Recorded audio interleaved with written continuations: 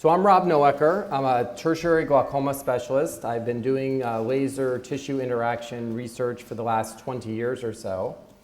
And so what I wanted to talk about tonight, or this afternoon, is the use of MicroPulse technology specifically for laser trabeculoplasty. There's certainly many other applications, and we'll hear about the retinal applications from our colleagues. There are other glaucoma applications as well, including psychophotocoagulation in a very kind of gentle and benign way. But today we'll focus on using it for trabeculoplasty. How many people here currently perform laser trabeculoplasty, either argon laser trabeculoplasty or SLT? Most people? Okay, good, good. Everyone's ahead of me already. Okay. All right, so let's just make sure that we're all on the same page. And what is MicroPulse technology? What's the difference between using light energy in a continuous mode versus using it in the MicroPulse mode? What's the technology do, and what are the advantages? So we see here, in most of the lasers that I certainly used in my training were continuous mode lasers.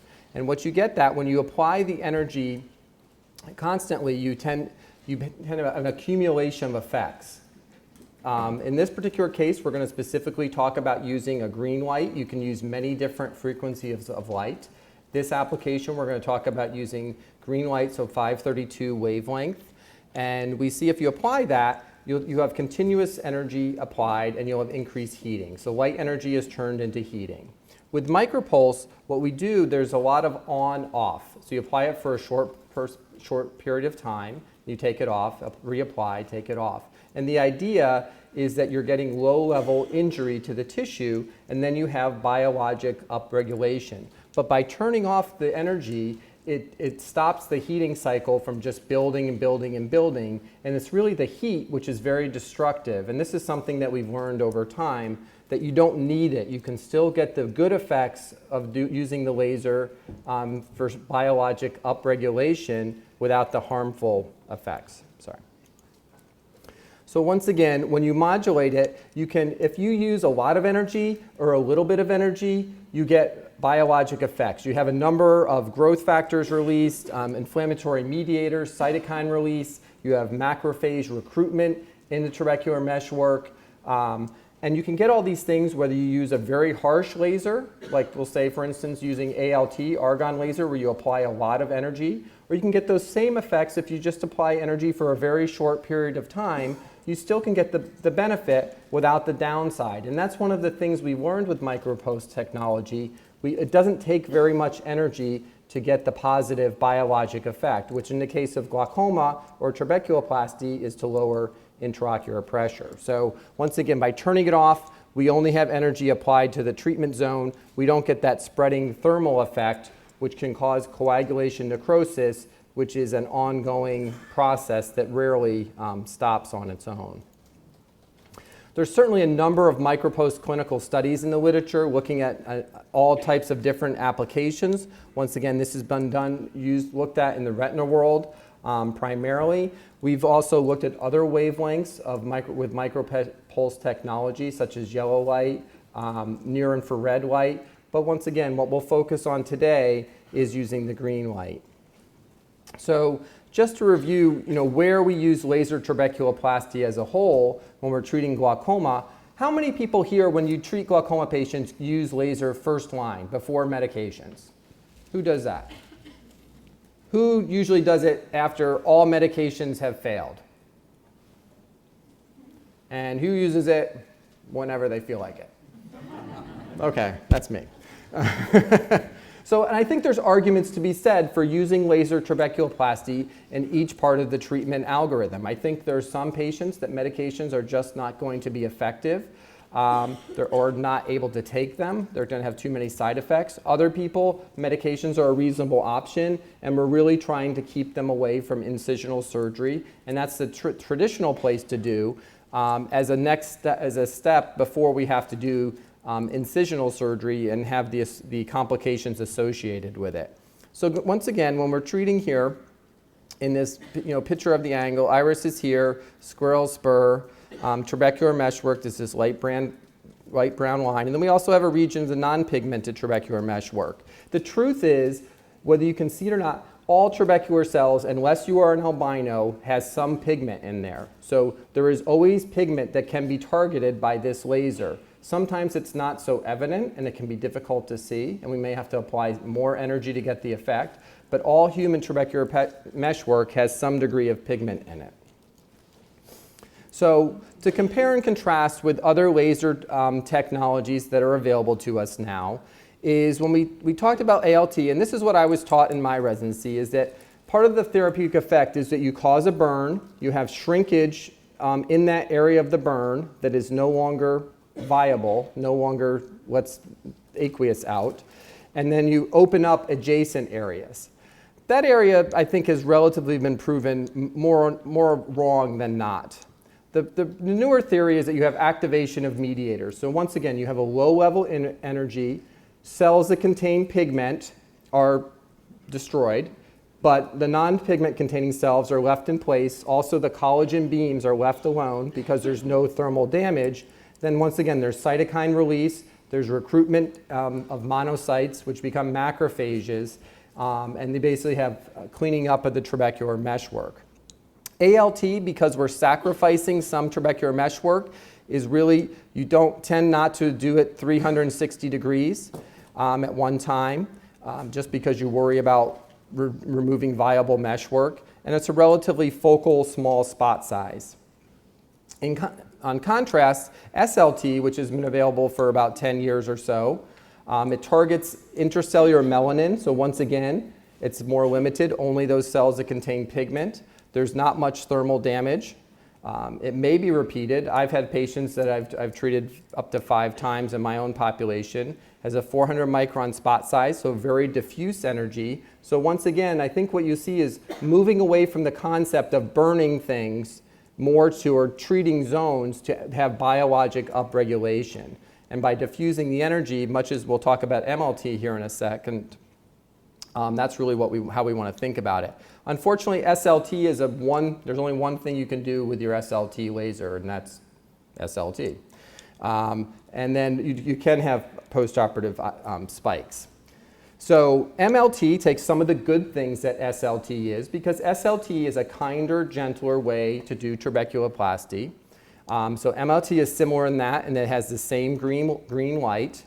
There's minimal to no thermal damage, and once again, because we've stopped the pulses, so heat cannot accumulate, it's targeting the exact same thing, those cells that contain melanin, a large spot size of 300 microns with a minimal to no inflammation, which once again usually comes from causing burns, is the source of the inflammation in most cases.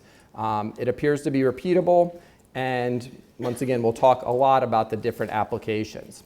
So when you argue about why should a patient have laser trabeculoplasty, it works.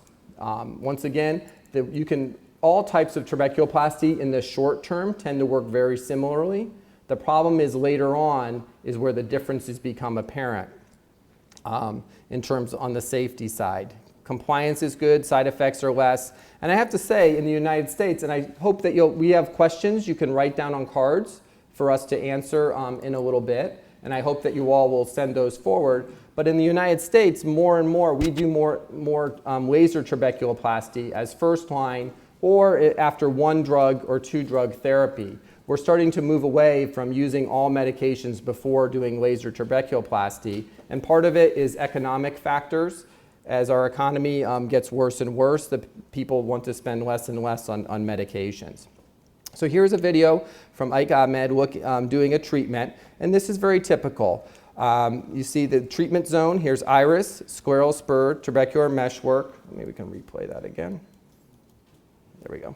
And you can just see the flash. And we just move along the trabecular meshwork. Try not to hit the iris to not cause patient discomfort or synechiae. And really, the nice thing about this spot size, for those of you who've done of SLT, the spot size with MLT is slightly smaller, but that can make a big difference in being able to better target the trabecular meshwork versus those relatively large SLTs. It's actually hard to avoid hitting the iris. So a very typical, I say, treatment. These are histopathology studies that we did several years ago. And here are the ALT burns. And once again, I'm sure some of you have seen the classic scanning electron micrographs of the ALT versus SLT. This is a different cadaver study where we did something similar. And you see these craters. And the problem with this crater is this whole zone will never, ever, ever let aqueous out of this part of the eye ever again. This is gone. And what you hope to see is that you have upregulation in the adjoining areas, but these areas of burns are no longer viable in terms of letting aqueous leave the eye. When we look at the MLT eye and compare it to control, we see no disruption of the tissue, and once again, very, very normal anatomy. So even though cells go away, pigment-containing trabecular meshwork endothelial cells are destroyed, they can repopulate. They subdivide, mitosis increase, they can repopulate the trabecular beams. If the trabecular beams and basement membrane is destroyed, they are no longer there. So how well does it work? In terms of intraocular pressure reduction, really what we expect is typically from all types of laser trabeculoplasty is about a 20 to 30% reduction, and that's what we see with MLT. So it works quite well in terms of lowering intraocular pressure. In this study, this relatively short-term study of patients on multiple therapy, so kind of once again maximal tolerated medical therapy, which I'd argue is a more difficult population to treat. These patients were on 3 meds on average, pressures of 25. We saw a reduction down to about 6 millimeters or the upper teens, which for many of those patients, that's the difference between them being controlled versus needing to go on to surgery. So in this particular study was not aimed at reducing medications, but merely reducing eye pressure. When you look at this data a little bit differently, in the patients treated with 100 milliwatts of MLT treatment with a preoperative IOP greater than 18, we saw a similar intraocular pressure reduction and some reduction of medications there. So takeaway points for MLT for treating for trabeculoplasty with both the green and the yellow lasers.